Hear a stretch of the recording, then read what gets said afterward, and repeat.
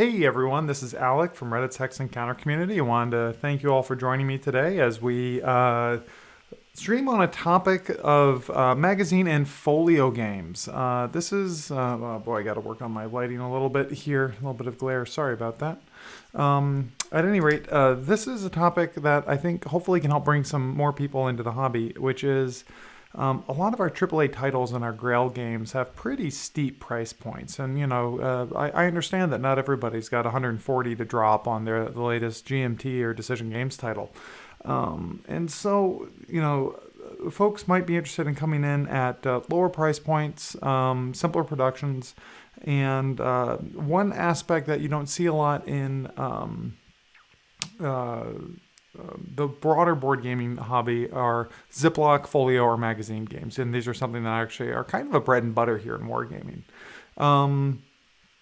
But before we get into too much of this, I do kind of have a last minute surprise, and we can call it a bonus from last week's stream on unboxing. I went out to the mailbox literally 2 minutes ago as I was walking my dog prior to the stream, and I discovered in my mailbox a airmail envelope, very white, and my address is blanked out here, but from England. And this is actually a Kickstarter that I recently had on, let's just see what this is, literally unboxing. Now, I got some feedback on why do people insist on doing unboxing, on removing the cellophane, etc. In this case, it's literally, I have had no other choice. All right. These are a number of card games, and this is the one that was the crux of the Kickstarter from Little Bighorn Games in the UK. D-Day Operation Overlord. And so just a little two-player war game, 30 minutes. This is it, deck of cards, and they've got a couple other productions here. So let's just go ahead and put aside the Kickstarter bonuses and just see what we get in the shrink from D-Day Operation Overlord. So those of you that are doing Kickstarters, yeah, all right, you can expect to see this soon. I want to take a brief pause to adjust and soften this light real quick.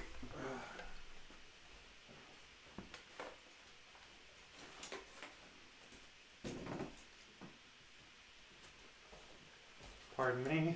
Sorry, live radio here, folks.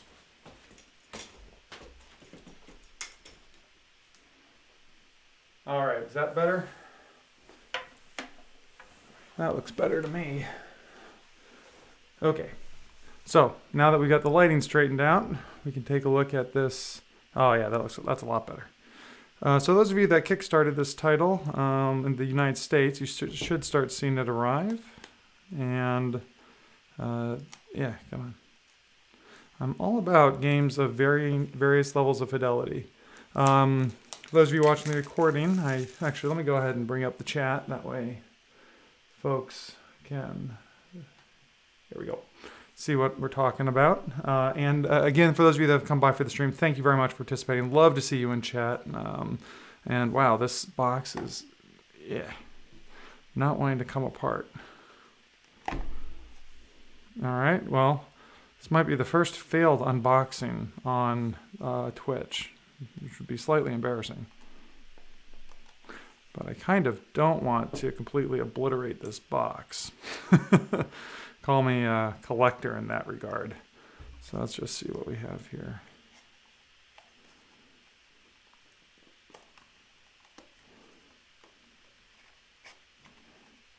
Very tight fit. There we go. Okay. All right. Rules of play included on cards, battle cards. Let's see what we have here. Rules of play. Then a whole bunch of cards. All right, well, this will need to be something that I look over at some point, but there it is. This is the deck of cards, D-Day Operation Overlord, fresh from my mailbox. Sorry to have a little non sequitur as we started the stream with that, but there we go. All right, so back to what we were doing. Magazine and folio games. So there's a lot of gaming to be had at a lower price point, talking maybe $20, $30, $40. for these magazine games. This first one here I'll show you is a Folio game by Decision Games called MIG Alley Air War over Korea. This is part of their air combat series. And as you can see, this is not a very large folio at all. It's a really small game.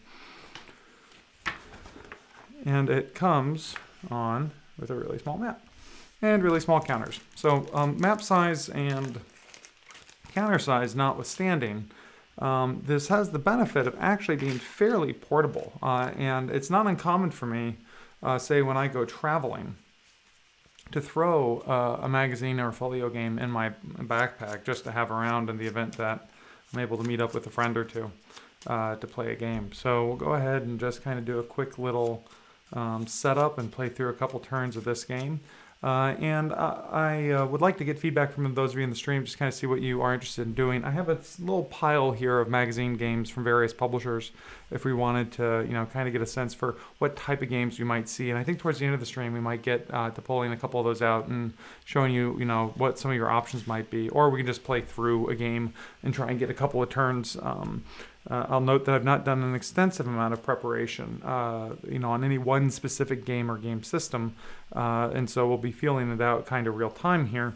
But one thing that you'll notice is the rules burden for these games isn't terribly immense. For this Air War game system, that's it. I mean, this is 4 pages of rules at 3 columns. So, they're pretty short. Question here in chat, anything from Against the Odds or Strategy and Tactics? I'm going to just rifle through here. I did pull out one. There we go. I did pull out one Against the Odds title that we can, take a look at and show folks the format. Strategy and Tactics is one of the magazines published by Decision Games. I think I have, let's see. Nope, I've got one of their World at War titles available here to look at it well. So we'll cycle around and make sure we get a chance to look at productions by both of those companies. And again, it's just a great way to sample and get into the hobby. But we'll look here at Decision Games, MIG Alley, Air War over Korea. One thing that the magazine games can kind of suffer that these little mini and folio games typically do better at is sometimes you can get games that are less fully play tested or have some rules issues coming out of the box. In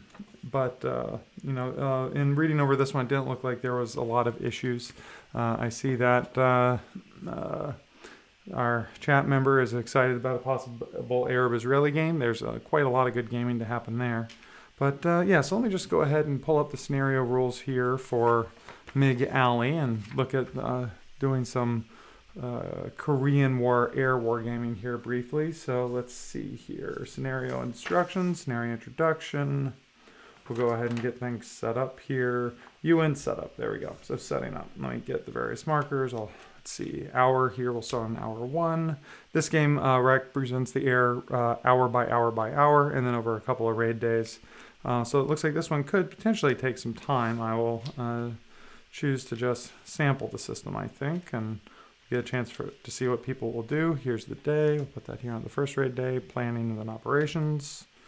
Got my UN forces here in blue.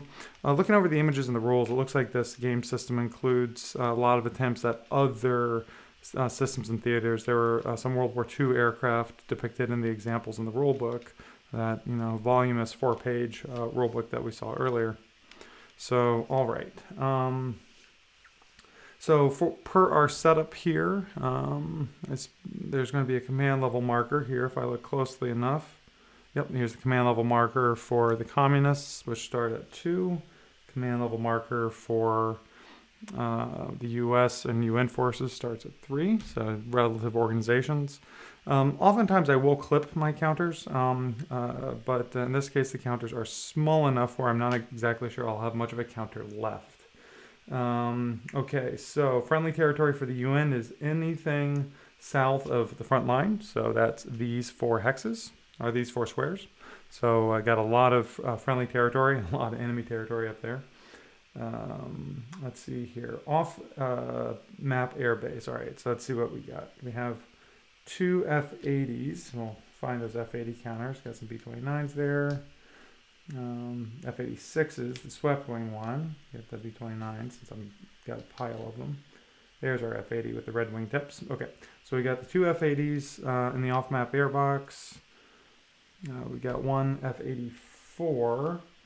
Bonus points if anyone in chat can see these things before I do. F-86, F-86, F-86, F-4s, F-9s, F-84. Here we go. Got an F-84, one F-86. We'll get that guy going up there. A Meteor, two B-26s. This actually, while air wargaming is kind of my shtick, I have to be honest that I kind of have a bit of a blind spot here in the Korean era or the Century Series aircraft. This is just not an era of air warfare that I've done a lot of study on. All four B-29s, and there we go, and one F-51. So this is the UN forces at scenario start. There will be a couple of carrier task forces involving, let's see, what do we have here? So these are, there's Sea Fury, F4U, there's my AD. Okay, so I've got AD, an F2, there's the F2, two F4Us, those will be the Corsairs, 1, 2, and one F9 and one Sea Fury. So there's a Sea Fury, there's the F9. So I can set these up at kind of either of the aircraft carriers on map, which I will do here shortly. And I'll drop these over here in the reinforcements. So let's see here. That's a bomber as designated by the B in the bottom. Jet fighter bomber. The F4s are fighter bombers. I can put one of those on each. Sea Fury is a fighter bomber, and the F9 is a jet fighter bomber. All right, so we got one Corsair on each. Let's go ahead and get one jet fighter bomber on each, and one, either the Sea Fury or the AD here. All right, so that is the initial deployment here for the UN forces, and now let's go ahead and figure out what we're doing with all of these communist forces, both Chinese and North Korean. So command level is 2. They have everything up here. On any of the communist air bases, essentially all of these air bases and all of these targets or air bases can get these flak markers or these aircraft. So why don't I, seemingly arbitrarily, I'll go ahead and do this. Well, less arbitrarily. Some of these guys are short range. Any of these parenthetical ranges here on the yaks are mean that they can't remain aloft that long. So everyone else has some pretty decent legs. So let me choose to station these yaks at the more forward of the airfields, Pyongyang and Sinanju. And then I'll arbitrarily get these other ones out.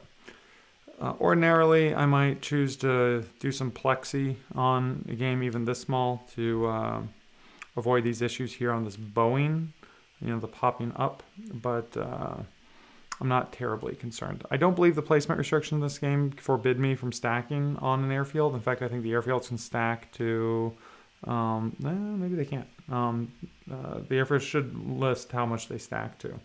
But now let me drop these air defenses.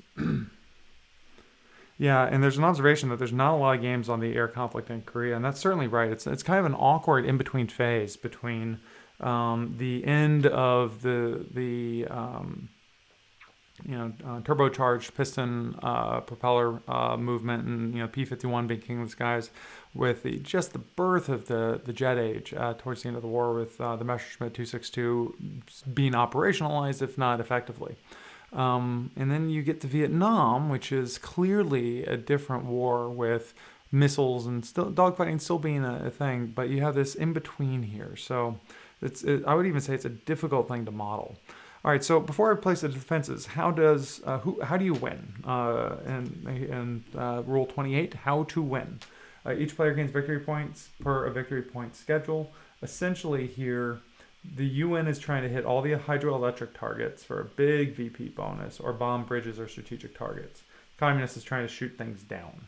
So hydroelectric targets and bridges. So the bridges are these plus symbols. Hydroelectric is the power symbols.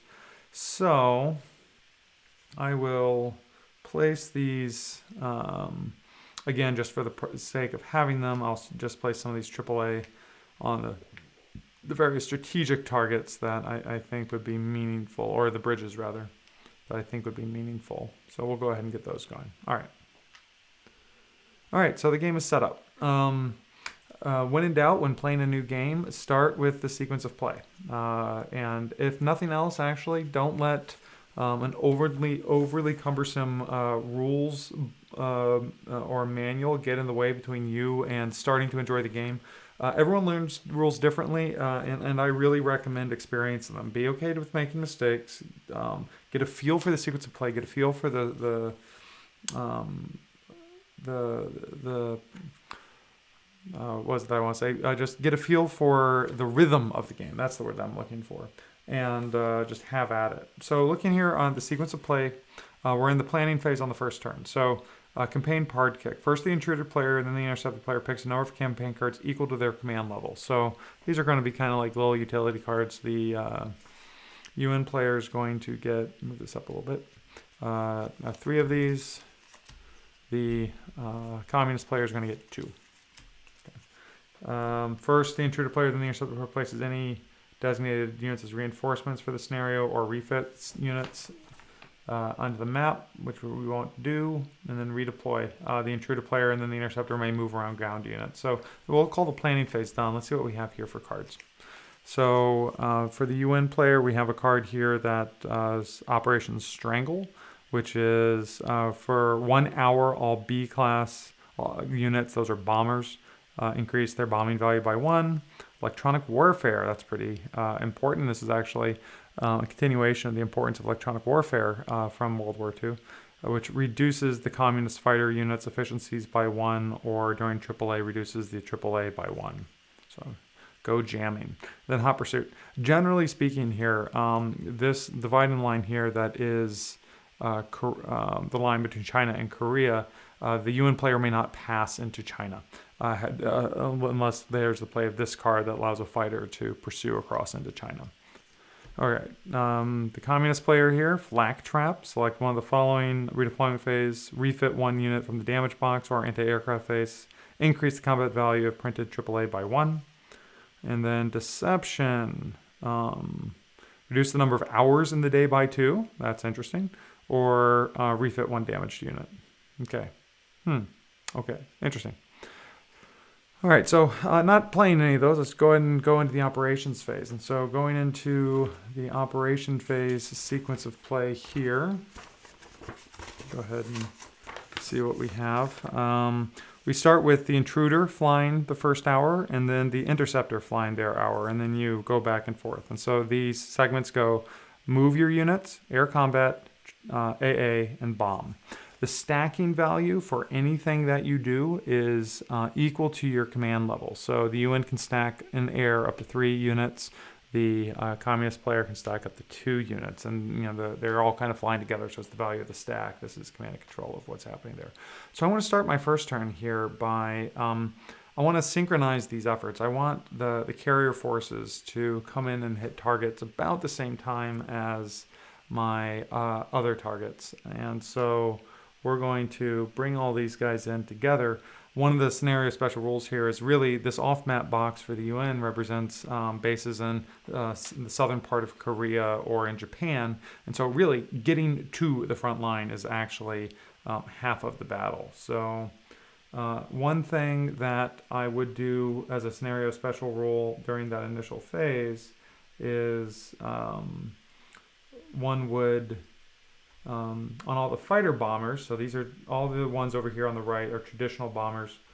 This is a jet fighter, but these 4 represent fighter bombers, and they can exist either in a bomber state or a fighter state, and you would choose what that is at the beginning of the scenario turn.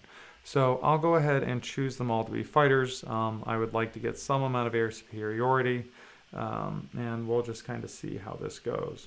So let me do this. I'm going to make a big stack here. I might wait, actually, on bringing in the B-29s. They might, I'm concerned that they might be squishy, and I don't necessarily want to sacrifice them too early. So let me put together a few somewhat effective stacks to start with a fighter sweep. I'll bring these guys in. I'll bring in a couple of stacks here of those. Try to get units of comparable speed together. That'll work. And then let me just bring in one short stack. I'm not really maximizing my stacks at this point, but I will when I get the CV. So that should be the movement phase here for the intruder player on turn 1, just getting onto the map. So, the early warning radars and the ground observers in North Korea now have been alerted to all of this, and so they may now fly and begin to do their deal. Skimming over the rules real quick on taking off. Here we go. An air unit simply takes off by simply flipping it face up. It's in the air. It can then move or simply stay put. So they actually get their full movement allowance when they take off. Now, one of the catches is that any of these units up here with parenthetical range have to land at the end of the second turn. So they can take off, go someplace, and then they have to come back. So I still think that these guys in the front are going to wait. But I want to take this as an opportunity now to spawn the people that are going to take a lot longer to fly. So let me bring up these guys from China, these MiG-15s in China, and bring them forward their full 6 squares. And in this game, moving is purely Cartesian, no diagonal. So 1, 2, 3, 4, 5, 6, for instance, would be his move. 1, 2, 3, 4, 5, 6. We'll get him over here. And now I can start to bring forward some others. Perhaps I want to leave myself a little reserve, but not too much. So let me bring forward these two here. And each of these, see, this one has a range of 6. 1, 2, 3, 4, 5, 6. Bring them here. And 1, 2, 3, 4. We'll leave those face down for the moment, and that will be the end of that turn. Let's just have that get started. All right, so that is the end of the first hour. Now we move on to the second hour. Now at this point, I think I will spawn and fly in my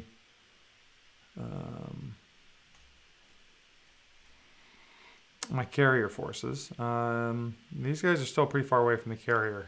Again, you're going Cartesian, there's no diagonals. So these spaces are actually 1, 2, 3, 4, 5, 6 apart. But let's go ahead and try and get that MiG while he's maybe somewhat vulnerable. Let me see. That's 1 bomb. That's a 2 bomb. So we'll do some bombing. But let's take these 2 units with a range of 4. Oops, sorry, these 2 units with a range of 4. Keep them as a stack. Move them here. I don't think any of these guys can really get far enough in. So I might hold them briefly. 1, 2, 3, 4, 5. This is interesting. I don't quite have the range to get where I want to get, but let's go ahead and bring them in. 1, 2, 3, 4, 5. Let's see. Here I might split this stack. 1, 2, 3, 4, 5, 6. There we go. This guy will move forward 4. 1, 2, 3, 4. Have him come in 5. 1, 2, 3, 4, 5. And actually, I think I can go ahead and bomb the hydroelectric plant here at Kong Song without much opposition, except I'm in the wrong spot. These guys only have a speed of 3, these B-26s, so I'll be able to get here. But the bombers here can hit the strategic target at Wonsan. Yeah, why not? That way we can practice bombing this turn. Okay, so that was the end of the flying phase. We'll now go into the air combat procedure.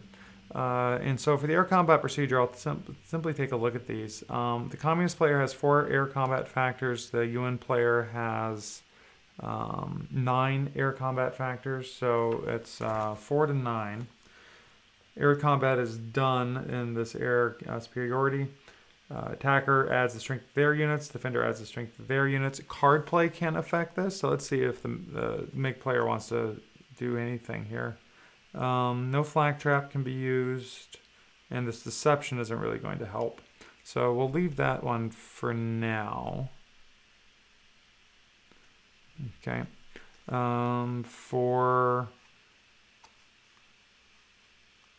Yeah, I don't think either player wants to commence cards at this point. So we'll leave that as it is. And so now we fire. Each player simultaneously rolls a number of dice equal to the totals from above. Then they consult the CRT, which is given below. So this is interesting. So this MIG here at 4 combat factors actually does get to roll 4 times on the appropriate CRT to figure out if they inflict any losses. So this is actually kind of a rather bloody thing. Let's take a look at the CRT for this game. Here we go. So for air superiority against with fighters firing, a 5 is an abort and a 6 is a kill. So the communist player, let's see, who rolls first?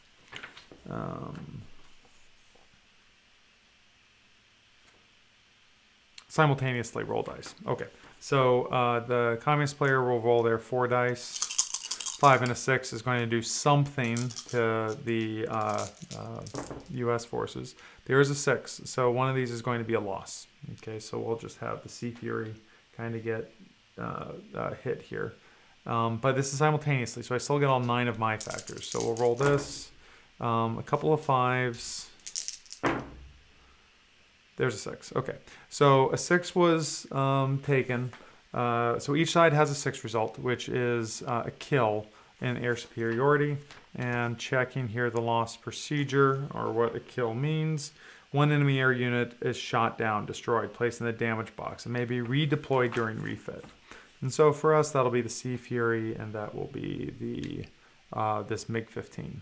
So let's see, communist damage, and the Sea Fury will go here to UN damage. All right, and so generally it's going to be card play that allows us to cycle those back in. So that was air superiority step of this turn, and now we'll go, oh, now we have AA.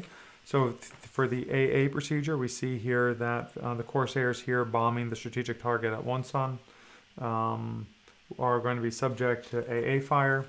AA procedure is total all AA in the grid space. Here it's just 1. Roll 1 6-sided die and confer with the CRT. So the AA roll, ooh, that's bad. Roll is a 6. And the 6 result for AA is an abort. Okay, and the abort result tells us that, I believe, they just go home. One enemy air unit is placed in the aborted box. It's out of play for the remainder of the turn. So what strictly speaking happens is he comes up here to the UN abort, and he's kind of done for the turn.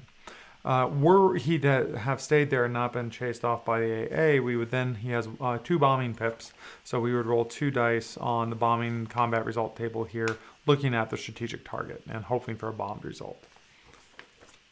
And then tracking VP accordingly. In this game, since again it's quite, a lot of times in these magazine games you'll get this, it's quite minimalist, and so there's not extra space on this map board for a victory point track or a gazetteer to tell where the targets are. So you would just keep track using pen and paper.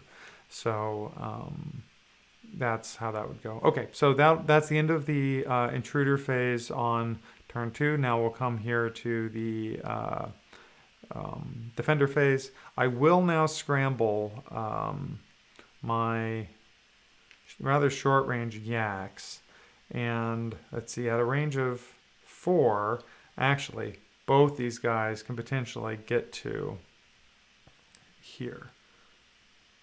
I don't think I want to do that though. I think I want to take an opportunity to try and get this loner out here. So I'm going to take, for this one, I'm going to go for 1, 2, 3, 4, get to here.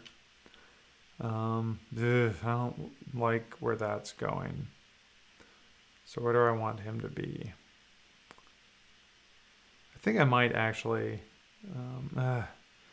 he's not going to take off yet because there's 1, 2, 3. There's nothing good for him to shoot at. That's still a lot of combat factors there. Unless I take off some other guys, I can actually maybe get some good stacking for combat. I can stack at least 2. So here's 2. 1, 2, 3, 4. He'll come here. And what do I have here? This is 6. Great. So he'll get there too. So there will be a couple combat factors here for this combat. Still want to get this guy a little bit closer in. 1, 2, 3, 4. Let's say 1, 2, 3, 4, 5, 6. Bring you over. 1, 2, 3, 4, 5, 6. All right. And so we're just kind of going turn by turn here. I think that's probably a good series to show kind of how this game would play out. We would go back and forth. Playing these cards would allow us to either affect, let's go ahead and resolve. We're done with movement. Let's go ahead and resolve air combat here. So in this case, perhaps let's say that the UN player will now play their electronic warfare card, which during the air combat phase, all communist F-class units have their air combat values reduced by 1 each. So that's going to be pretty bad here, since here are 2 fighter units, and so I'm going to go from 6 dice to 4 dice for my roll, and that's actually reshuffled into the deck. Let's see if the communist player wants to play anything, and no, not in this case. So go ahead and roll for the communist player, only rolling their 4. That's 2 5s, so that's 2 abort results. We'll have the US player roll their 7, 1 kill. Okay, 1 kill. That's it. And you get to pick you get to pick the losses amongst your friendly units. So both US units abort from their results. So they'll come up here to the aborted units. And there's 1 kill amongst these units, and of course we'll have that be the crummy little yak. All right. Interesting. So that's an example of how the card play. So pretty lightweight, although we won't necessarily say that lightweight is a defining feature of these magazine games. I'm going to go ahead and pick this one up. Certainly one that's not going to take a ton of time to play, not going to take a ton of time to learn. Potentially has less deep decision making or modeling of the history, but it fits in. I mean, it's something you can play, and again, this might be the only game in my collection about air warfare in Korea. So that's not nothing, right? So let's go ahead and do the setup and tear down. As you can see here, the tear down is incredibly complicated, which basically involves folding a map into quarters, and we're pretty much done here. I'll get that back in its bag. All right, I'm just kind of surveying the damage I have here on my floor, and we'll find one of these things to show next. I actually think I want to show a game from C3I magazine, which for those of you that are newer to the hobby, you should understand that each of these publishers kind of has a house organ, if you will. They have a magazine and a magazine publisher that focuses on content from them. And that works out pretty well. And so this is a game from C3I magazine. It's a game by Mark Herman, South Pacific, Breaking the Bismarck Barrier. Now here you'll notice, if you can see the rule book here, 32 pages. This is not an inconsequential rule book. So whereas the other game was a 4-page rule book and a nice light one, this one is actually fairly beefy. Now you might be asking yourself, well, what is a 32-page rule book doing in a magazine game? Well, this is actually a subset of Empire of the Sun. If you've ever seen that one, and that one is certainly a AAA monster and very well regarded, and it's a card-driven game. And so I'll go ahead and sort these out here. But this game included a couple of sheets of cardstock that had the cards for the card-driven game in them, and you're always welcome to sleeve them, which I recommend doing. I probably should have put these in Ziplocs as well. That would be easier to sort back out, but we'll go ahead and just do this real quick. And so you can actually get quite a wide variety in terms of complexity, depth, and types of games in these magazines. And you know, for 30 or 40 bucks, it's pretty good for the game that you get, if nothing else, generally. And it's also very good for the magazine. Now, in this case, I separated out the magazine from the game content so that I could read the magazine separately. But the magazines typically have, you know, I mean, it's a little bit antiquated, if you will. It's kind of an old model about having, you know, blog type content or well-written, you know, articles in dead tree form, you know, but it's for those of us that are graybeards or been around for a while, the grain of the hobby, that's things that we're familiar with. CLC, good to see you. Glad you can stop by. And if someone loves Empire of the Sun, this is Empire of the Sun in a Ziploc. You know, that's it. You know, it comes with, you know, a counter sheet and some units. And let's go ahead and find my map. Oh, wait. Yep, here it is. That's it. So for those of you that have seen the mounted map for Empire of the Sun, it is almost bewildering, if you will. It being a hex grid on the entirety of the Pacific Ocean and all of the tiny little island chains, and how am I going to have this work? And you know, you get the magazine, and here it is. The game system essentially distilled down to a nice small scenario. I love these as you know, you can think of this as a try before you buy. If you're thinking about jumping into card-driven game systems, or if you're thinking about jumping into something like Empire of the Sun, but weren't interested in dropping, you know, whatever full retail 80 or 100 bucks is, you know, here you have it in just a very nice focused setting.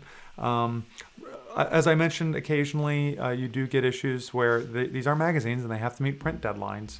And so occasionally games can have errors or errata, but that's not unlike any of the games that we have. So in this case, there was a terrain effects chart that had been missing when this was printed, which is included here. And then there's an errata sheet that was included in a subsequent C3I magazine. But this rule book here then is absolutely the entirety of the rules for Empire of the Sun, and all of them that pertain to this game. Just absolutely all of them. How strategy cards work, full color in this case from GMT, illustrated with examples.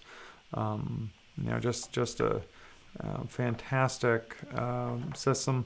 And occasionally, and I was just kind of skimming through, I didn't quite see any of these, but oftentimes when you see a magazine variant of a full production game like Empire of the Sun, there will be rules that don't apply. And so to have the rules be consistent, they might say, you know, 8.2.3 not applicable or something like that, since it pertains to a special rule or a situation that would not occur in this type of game.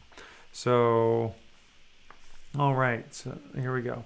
So let's go ahead and set up the scenario here just to see it. A design note: Empire of the Sun uses sections 17 through 17.9. This scenario will be included in a future second edition reprint as section 17.10.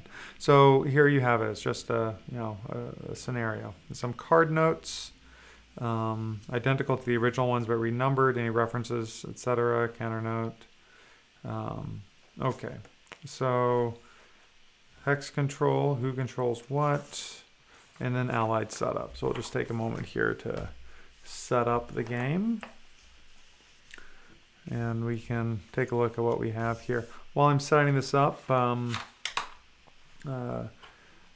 if any of you in the chat wanted to share any of your personal recommendations for magazine games that you enjoy, or publishers that folks should key in on, I think that would be interesting and relevant.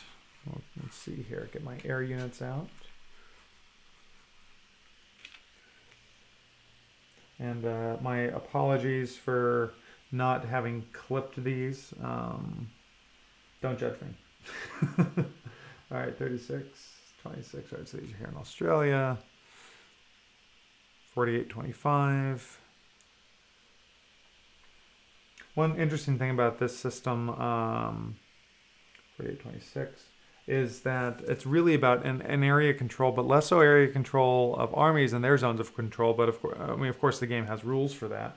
But much more so, it's about area control in terms of the force projection available from air and naval units. 48, there we go. And so each of these units then have some combat factors associated with them, and then a range at which they are effective. And looking it up real quick on the air cards, yeah, so attack, defense, and range. So, one could expect that, say, this B-26 unit here has a range of 2, and so that naval units coming in here would be subject to interruption or fire by that unit. Okay, so those should be. Oh, actually, interesting. 1, 2, 3, 4, 5. I'm a couple short. This is one of the hazards of clipping and sorting a game without actually having set it up or played it, is occasionally you can go, wait, what did I do with that counter? Well, let's keep the train rolling. I'm sure I'll find them eventually. Oh, here's one.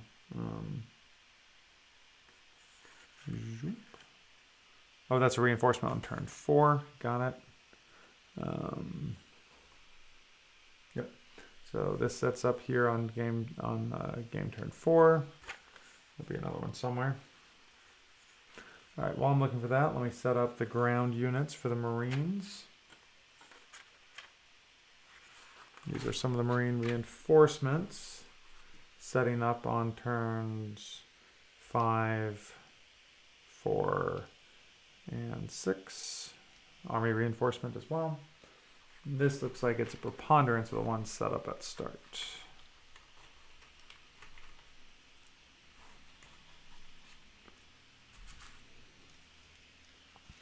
So go ahead and get these put out here.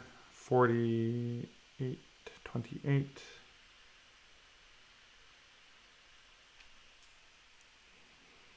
And so on and so forth. 48, 28.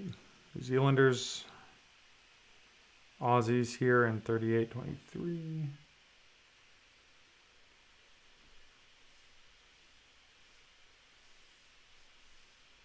There we go. Find it eventually. Oh, that was one of the ones I was missing. Got it. 36, 26.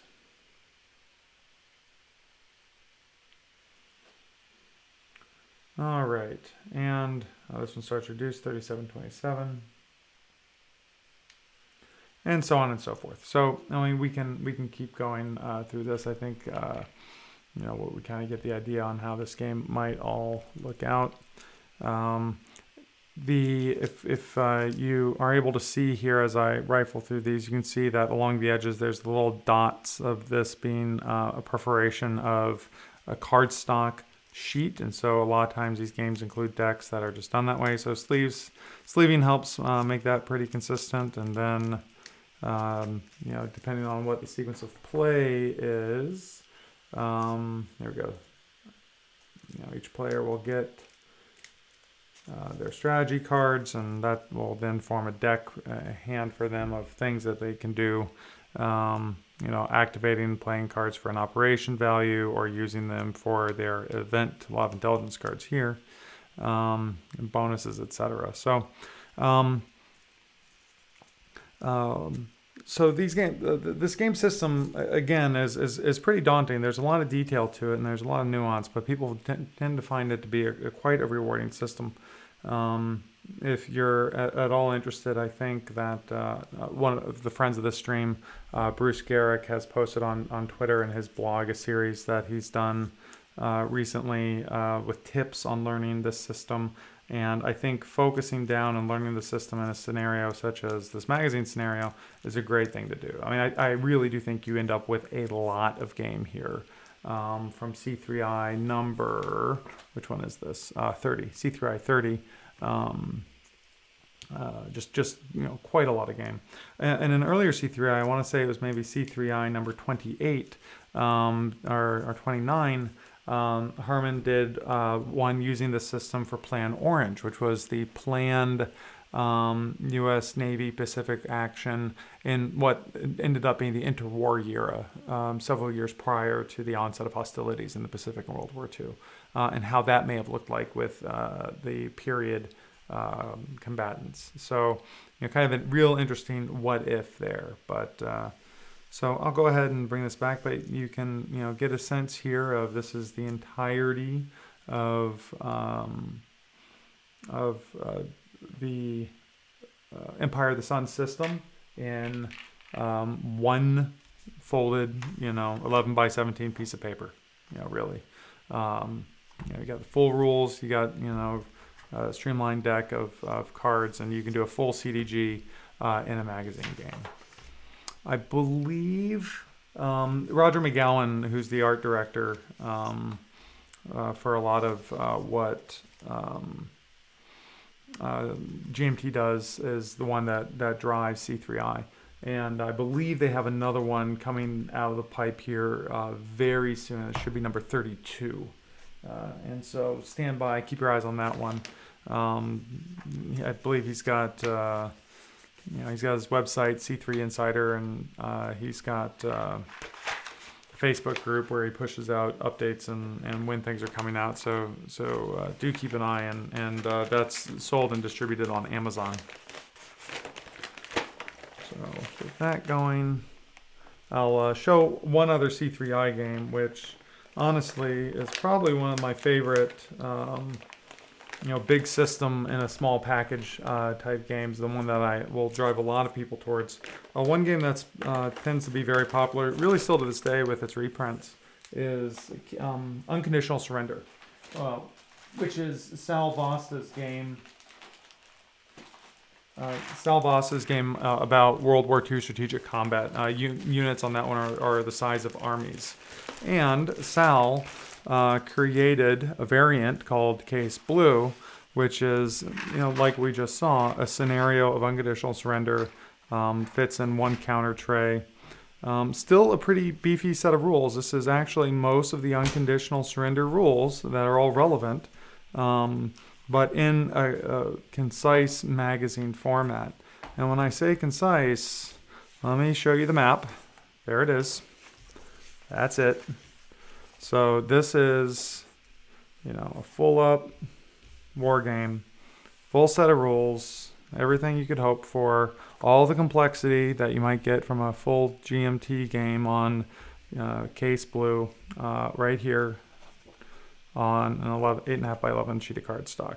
And it plays out just like, if you watched my No Retreat game with Bruce not too long ago, we had that tension on the Germans being driven from west to east on an unrealistic timeline, having to go too fast, and the Russians just never feeling like they have enough forces to stop it, and that constant tension. But this game just does an absolutely great job at kind of capturing everything in the unconditional surrender system, but with just very minimal amount of information and minimal amount of game here. You notice this one I played enough that I did decide to clip it. So we've got that. And again, you get you can get just some fantastic print values and production values. So unconditional surrender, Case Blue.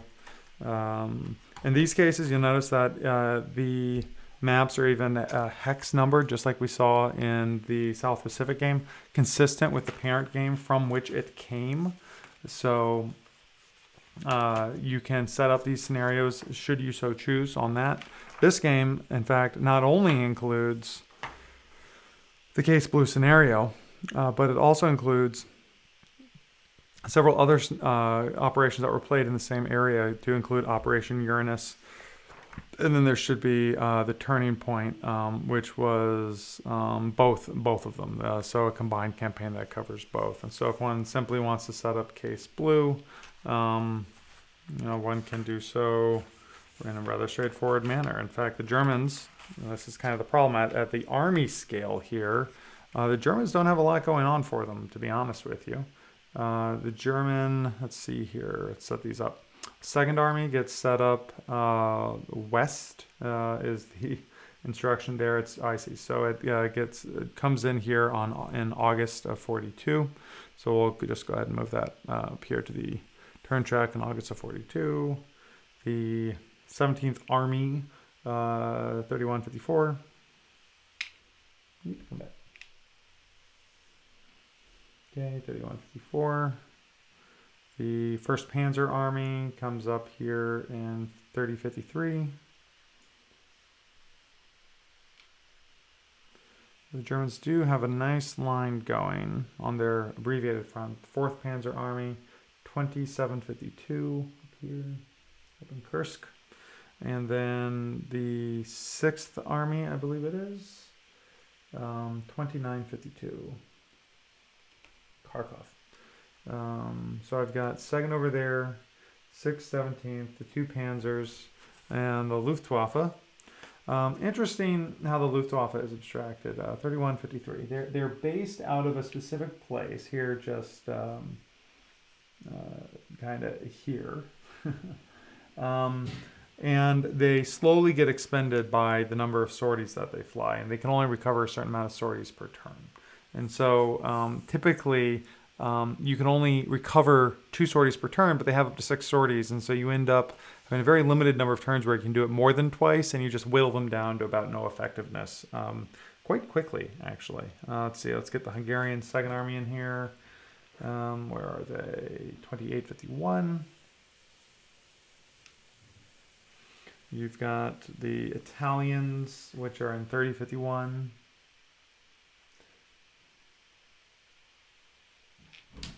We'll get the Romanians in here now, in 32 and 3552.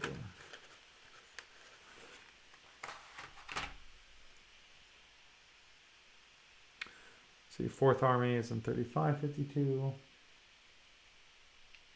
And the 3rd Army is in 3252. Okay. Okay. So you can see here, one advantage of the magazine games, the ones that trim down like this, is very low counter density. If I'm just getting into the system and I'm playing as the Axis player, how many units do I have to worry about? 1, 2, 3, 4, 5, 6, 7, 8, 9 total on the entire map. So it limits the amount of decisions that you have to make. And in the case of this game, initially you can see that we're looking pretty good. I can have a solid front going here. And I can have units covering that entire front. Now, of course, when I start to make gains and I'm starting to open up here, between from Stalingrad and then down here into the southern region, I'm going to start to feel like I'm spreading too thin. The Russians end up having more troops, but they end up like many of these games, they start off in the lower state, but then can use the game's upgrade rules as the game goes along. And in the case of Case Blue, there's a number of systems that are either simplified or removed. And so, for instance, the entire game, the grand game, has a big political system about bringing in other countries and their postures during the war, and it ends up being that those rules are obviated out. And there's a whole series of rules on, say, naval supply. Again, it's a complete strategic game, and here, of course, naval supply is not needed. So it is indeed a subset of the entire system. So low counter density, easy to work with, pretty straightforward. You can play it in a sitting, with your opponent, and kind of go all the way through. So Case Blue from C3I28 is one that I do recommend to a lot of people that are interested.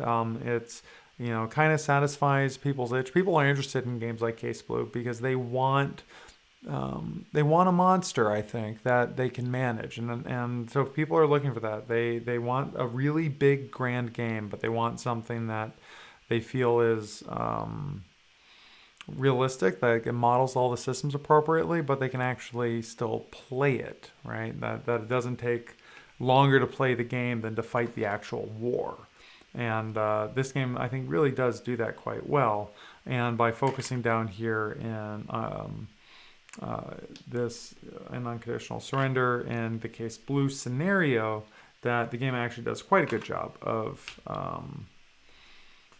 keeping it to a playable scale. So we'll go ahead and have that be the overview here. Just what you can get at from a magazine game. While I'm transitioning to show some things from some other publishers, those of you in the chat, feel free to, thank you for coming, by the way, appreciate having you here. Feel free to chime in, let me know you're here. If you have any questions, let me know, or if you have anything you'd like to share. Oops, I thought the German army may have fallen in my lap. If you have anything you'd like to chime in with, please do. Happy to entertain other opinions. All right.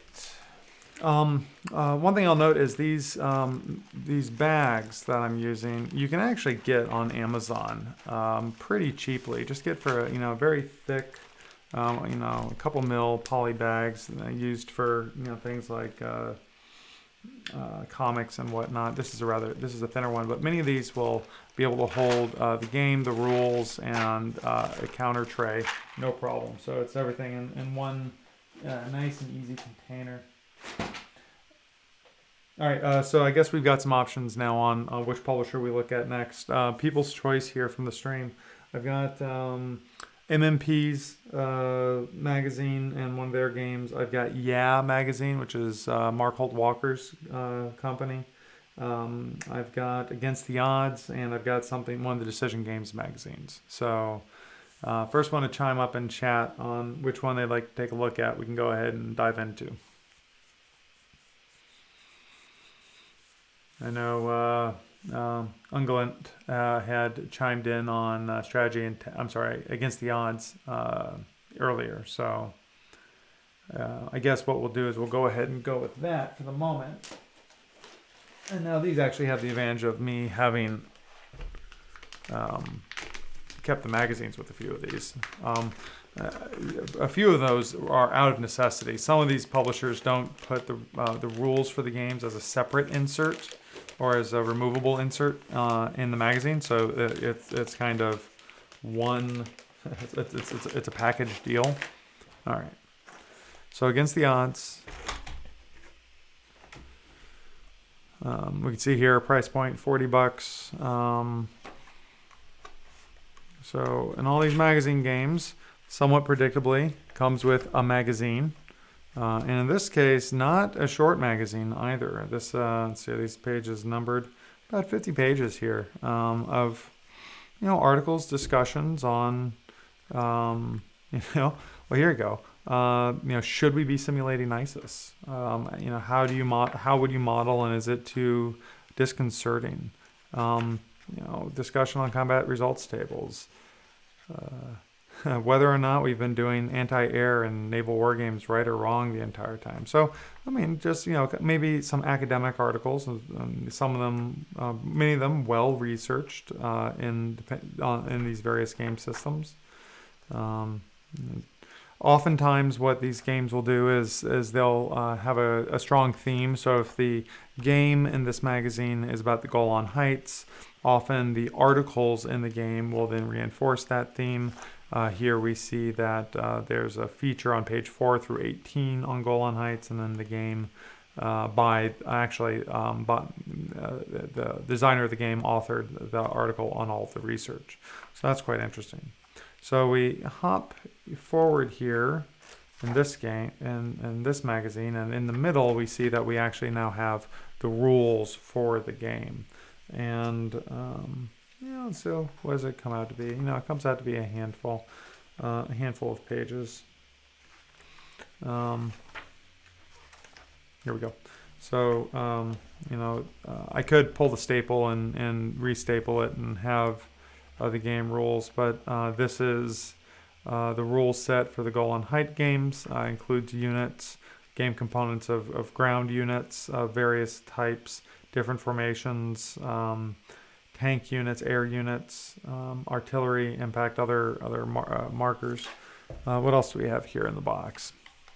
They've included a completely playable postcard game here. Let's see here. The Union Forever. Looks like an American Civil War. You can request a die-cut version of these counters if you order the magazine, or you can just get scissors and cut out the counters, and here are all the rules, and there's the game. Let's see. Some discussion on previous magazines and the game that you get. All right, and so in this case here, we actually are ending up with a significantly larger map than we've been seeing before, and in fact, this is a full game map, akin to what you would see in a commercial production. This would fit under the entire table with a piece of plexi. In this case, the map is limited to, let's see. Either I'm looking at it upside down, which I'm not quite doing, or they've got information reverse printed depending on who's looking at it. So in this case, if the Israeli player is sitting at my seat, they would have most of their information seen right. But if the Arab player is sitting across from me, they're seeing some of these, some of the information related to them appropriately. Now, not a huge fan of the organizer that comes in the game for ATO. I mean, you get as much organization as 12 bins gives you. But there's a lot of counters in this game. There's a lot of stuff going on here. In fact, I believe the dice were even included, which oftentimes doesn't happen with these magazine games.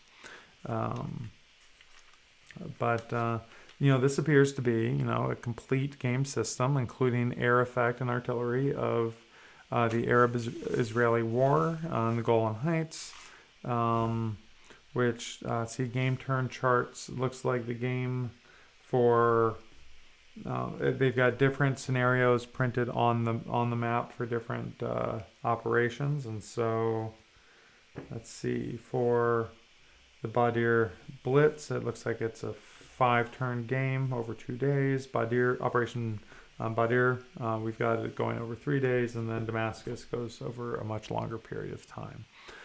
So this is against the odds. I really, I buy the magazine for the articles.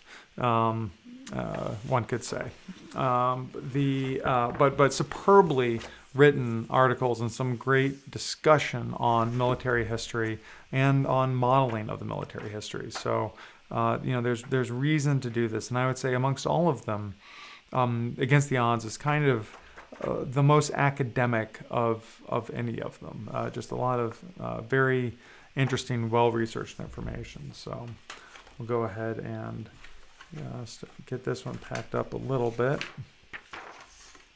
And while I'm doing that, thoughts next on MMP Decision or Yeah Magazine from those of you in chat. Otherwise, I will rule by executive decree.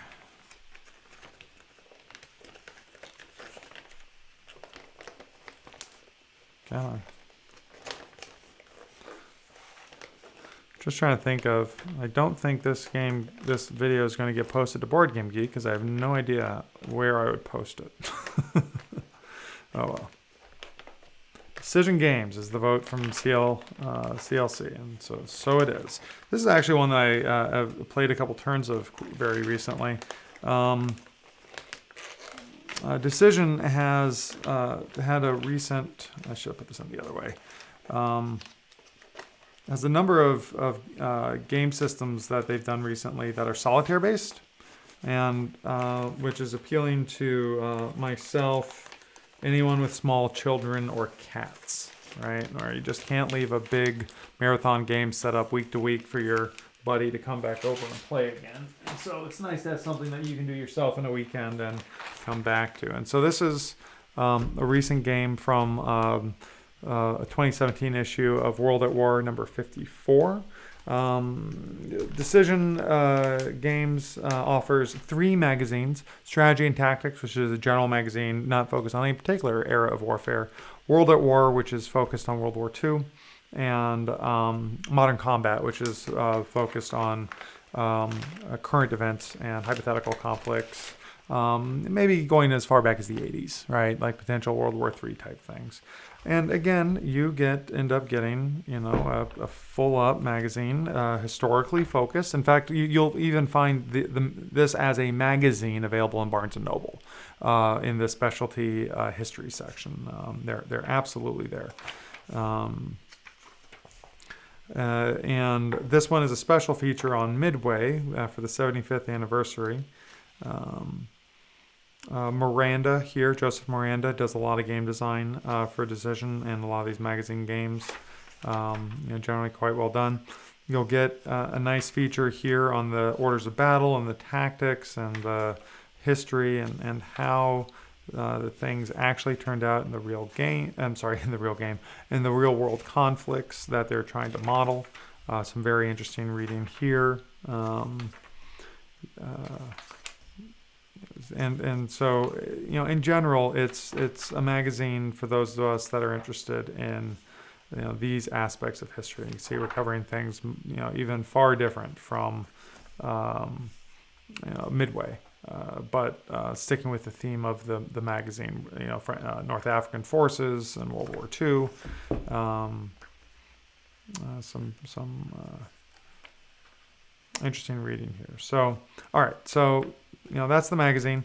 A magazine then includes, a game, in this case, Midway Solitaire. A rulebook comes in here at 16 pages with processes by which you can play the game. And again, when I started playing this, I played it just as I had described. I in an earlier game in this video where you start with the setup, you set it up as the game calls out. So here's the setup instructions for the Solitaire game.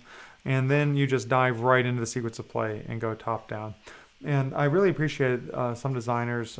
Jerry White comes to mind, that designed Solitaire systems that are meant to be learned from the CRT. I'm sorry, not the CRT, from the sequence of play. And you just get in the sequence of play and you get going. Decision Games is also a fan of full printed maps. I'll try and unfold this one to the greatest extent possible, given my camera setup, which is meant for the smaller maps. But we got staging areas for the various Japanese forces in the top left. A lot of things that might otherwise go into a play aid go here on the map, and so that's a design decision you'll see a lot in these magazine games is to control the production and the production costs. You can't necessarily make a heavy cardstock player aid for everything. That's going to balloon the costs of the production quite a bit. And so if you have room on your map, if you're going to make a map big enough, such as this monster of a map here, you can actually get a lot of that info onto the map itself that might otherwise go on a play aid. So there's our map. In this case, this is a solitaire system which is meant to be played from the United States side. So you have a number of pieces here for the United States Navy, their air forces, their naval forces, their task force, where the task forces are aligned along each of these potential thrust efforts. There's a fog of war involved in that all the Japanese forces are deployed randomly face down according to various compositions. So you still expect, say, Operation Midway to be the one that's most well-resourced and Operation Alaska to be potentially less well-resourced, but they still are resourced. You just don't know necessarily with what. The carriers are somewhat predetermined, but not the other pieces. And the way that the game introduces the AI, or the bot driving the system or the Japanese player playing against you, are by way of all of these operation chits. And there's a whole pile of them. So put them in a coffee cup. Don't confuse it with the cup that you're actually drinking your coffee out of. And what you'll do is you'll then randomly pull them and do not recycle them to the cup. And you might get, in some cases, special events such as that Yamamoto one, or we might get a specific operation, like, so for instance here, Operation Midway plays. And so that will then drive system behavior. So if I draw the Operation Midway chit, that will then drive the Japanese forces to begin progressing the various task forces towards Midway. The Air Forces stationed here at Wake will activate, potentially bomb Midway. I believe some of the bombers that the Japanese had stationed there could range. And maybe get beat up by the forces that were protecting Midway or not. So you're not necessarily going to know how long it is in terms of game turns between activations of one force or another by the Japanese. And so the game is pretty much going to keep the Japanese on rails. They have to stick along their paths of advance, either here through Port Moresby, through the Solomons, for Midway, or for Alaska. Victory conditions in this game involve the Japanese player getting some subset, or actually any, I believe, of these boxes, which you can't see because the map is that big, but we'll say here the west coast of the United States or Alaska. If they get any of these boxed final areas and get their forces there, that's game over for the player. Additionally, if they get, I believe it's to any 3 of these green areas and occupy any 3 of those staging bases, it's also going to spell disaster, and that's going to result in a loss. So it's kind of symmetric in that the system will go and it'll drive some motion, the player will go and you'll be able to choose to do some limited activations. You're acting at range. These are all carrier task forces that are trying to project power and detect the enemy and engage them.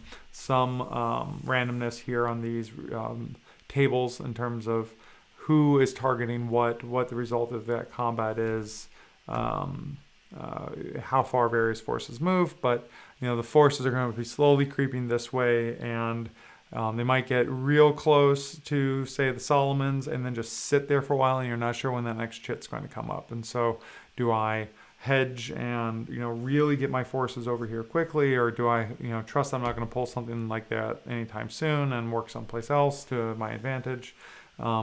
These are how those systems tend to work. And I believe that there's also a modern variant that uses a similar game system, if not identical, done by Miranda in the Modern Warfare magazine, called Carrier Battle Group Solitaire, which is kind of based more on the modern nuclear-powered aircraft carrier in Navy. So that's the Decision Games World at War Midway Solitaire. I got to play a couple turns of this one just to exercise the systems over the weekend, and then started to get overcome by events with getting ready for some business activities and the holidays. I will note here, in case you're watching the stream and wondering what I'm talking about, this is being recorded in mid-November, and so we will have a little bit of an interruption on the live stream schedule. And what I plan on doing is releasing some pre-recording some content and having it scheduled to come out on normal times. That way we keep things going. Various pre-holiday activities and holiday activities are going to restrict my availability on Wednesdays for the near future. All right, so let's take a look at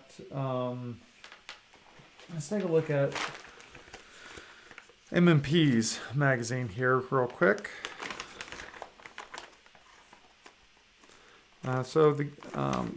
Their magazine here is called Spec Ops, or Special Ops. It's their wargaming journal. And issue number 6 here for 2015, it was Storm over Normandy, which was an area movement game about the Normandy campaign.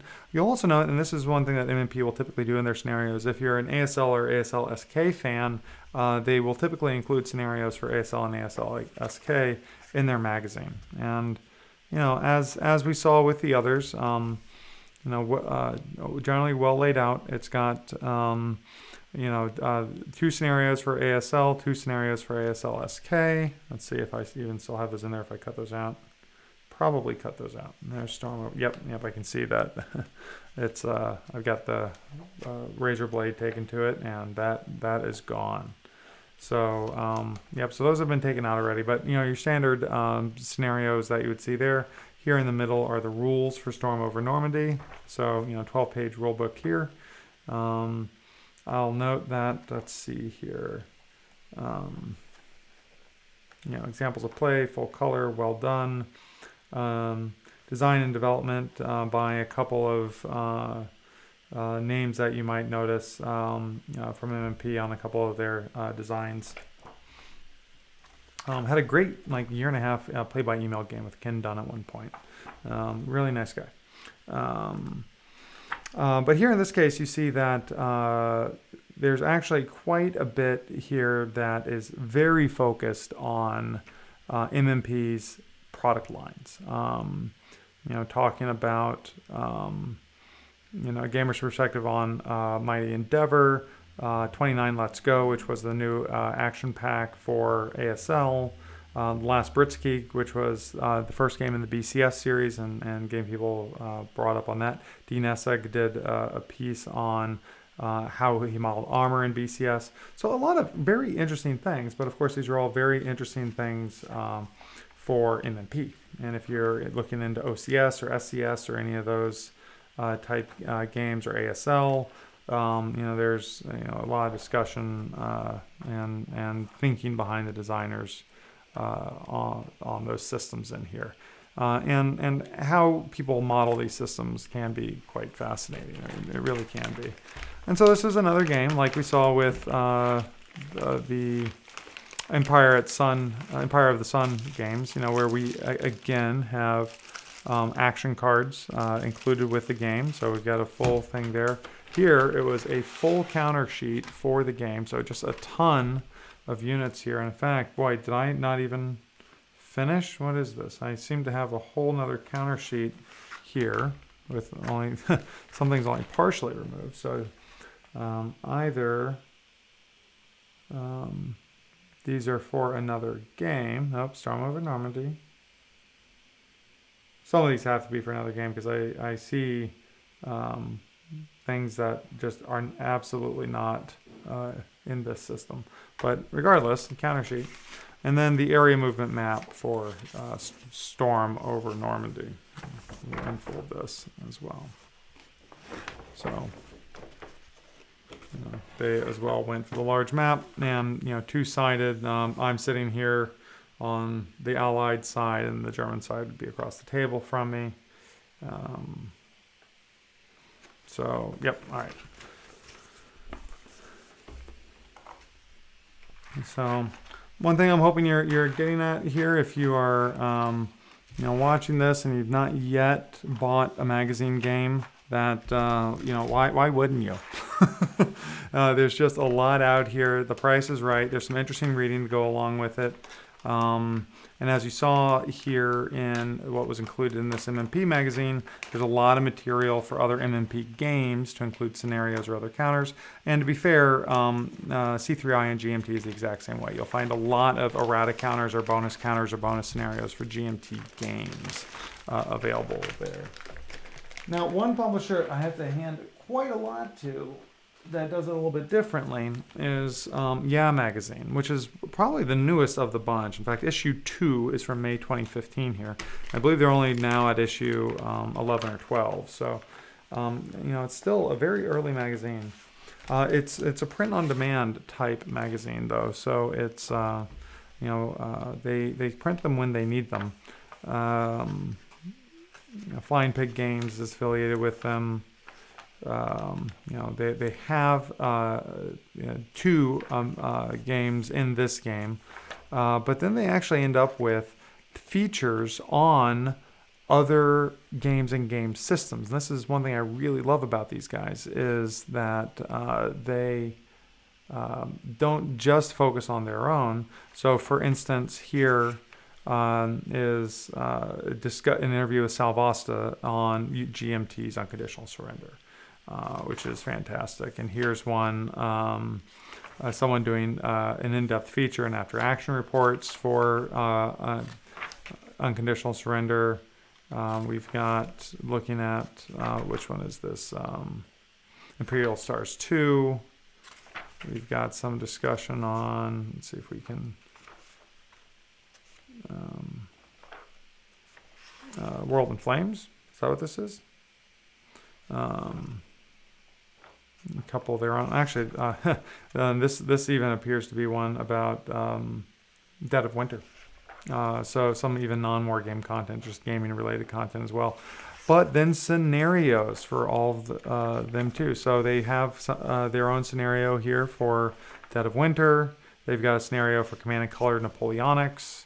So this is kind of an interesting one for someone with a much broader gaming appetite. It's not just a house organ. It's not just one game system or one game publisher. These folks will, just look at, discuss, and produce content for a lot of games and a lot of game manufacturers and some pretty interesting stuff. Now, the reason that I actually ended up buying this magazine was there were two games.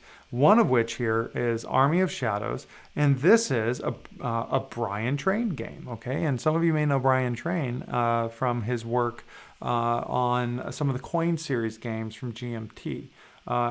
Coin is and insurgency and counterinsurgency is one of his real academic endeavors and one of his shticks. And he had a game which was published here in Yeah Magazine, which represented two players, and you would have a divider in between them, so the state player and the insurgent player couldn't see who each other were. And you would have then, let me pull these counters out, some counters here that represented hidden movement of various insurgent forces and the state player trying to chase them down. And so the insurgent player, when they moved, would move two pieces, one space, or one piece, two spaces. They may may grow. They may move, then grow, or grow, then move. And so in this game, in this context, growing, and this is probably one of those where it's simply 2 pages of rules. Yep. Two pages of rules. That's it. That's the entirety of the game rules. And growing is in a space where insurgent has 2 or more armies, they may grow another piece, swelling the insurgency. So they're set up with some pieces. They're moving their pieces around. The state player may do the same thing, kill and then move as well. But one of my things I'm really interested in is games with imperfect information. So players are kind of calling out where things are happening without having total board awareness of the other one. So this game does have kind of a blind thing going, which I found to be fascinating. I'm not sure. I'll have to take a look at a couple of the later productions. I do have some later productions of Yeah magazines I've not punched yet, but in this issue 2, one criticism, if you will, is these are more of pieces of paper. This isn't really cardstock, and these counters are a bit on the thinner side. It's print on demand, and it was a new production. I believe if I go and look at my more recent games from them, that actually the counters are done on a bit thicker counter stock, which is nice. But so this was Yeah magazine, and I really have been enjoying reading them. They're affiliated with Flying Pig Games and Tiny Battle Publishing, but as I mentioned, the magazine is much less committed to just one area. And if you're into magazine games, I highly recommend 2 things. One, I recommend the GMT counter trays, which fit in these plastic bags, and you can get these plastic bags on Amazon by the 100. And in fact, call me, send me a message and let me know, and I'll send you some, because they send you more than you would ever need. So as we're wrapping up here, any questions, comments from any of you in the chat? Anything that you would recommend that I play or that someone else play in the magazine game space? What are your gems on magazine games that other people might want to find? So if CLC, if you're still here, or Unglant or anyone else, if you have any things that you would recommend someone do, feel free to chime in. I'm just going to put a couple of these out here so that we can review what some of the things are that we looked at today.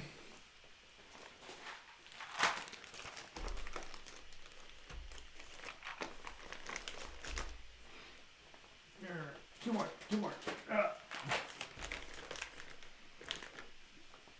also did MIG Alley, Decision Games, and our bonus unboxing of a recent Kickstarter. All right. Well, I'd like to thank you all for joining me. As always, it's a pleasure to stream and to share some gaming with you. If you've not done so, buy a magazine. Support these publishers. There's interesting thing to read. You're going to get, if you go to one of the house organs, C3I or Spec Ops or one of the Decision Game ones, you're going to get extra content for games that you have anyway, which is interesting. The games that are included are all generally completely playable, wonderful ways to try new game systems, and can't recommend them enough. I see a great point here from CLC that with shipping, postage, and I'm sure customs duties, the European and export markets are probably more poorly served by these magazines, which really is truly somewhat regrettable. But do keep an eye out for them, and I know some of these publishers are starting to get more Euro-friendly shipping and distribution options. If you own a distribution company in Europe, contact these publishers, help them out. The other thing I'd say to do is, and it's absolutely worth it, is if you get a chance to get to the States in the summers, all of these publishers generally have presences in some way, shape, or form at Gen Con, Origins, and some of the other major conventions. And there you will also be able to pick all of these up as well. So, those are options for you. If you happen to have a friend that works on a U.S. military installation abroad, shipping to an APO is the same as shipping domestically in the United States. I don't know if that's legal or not, but you can always try that. But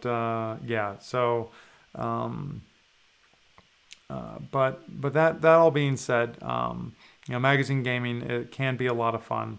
The magazine games are also distributed by some of the major online retailers such as Cool Stuff Inc. And so if it's one of the deals where, shipping on a magazine individually might not make it work out financially, but shipping on 4 would, along with another, you buying Gloomhaven or something, then, go for it. Pile a few in there. There's a lot of content for the money, and a lot of enjoyment. So, with that, if you liked the video, please do leave comment and share with your social networks. If you have any feedback for me, please do message me and let me know. If you'd like to communicate with me or follow, it's at AlecMG on Twitter, twitch.tv/AlecMG. You'll find me as Alec on Board Game Geek. And, of course, the place where the Reddit community where we host conversations on games of this nature is reddit.com/r/hexencounter. I'd like to thank you all for joining me, and until next time, have a good night.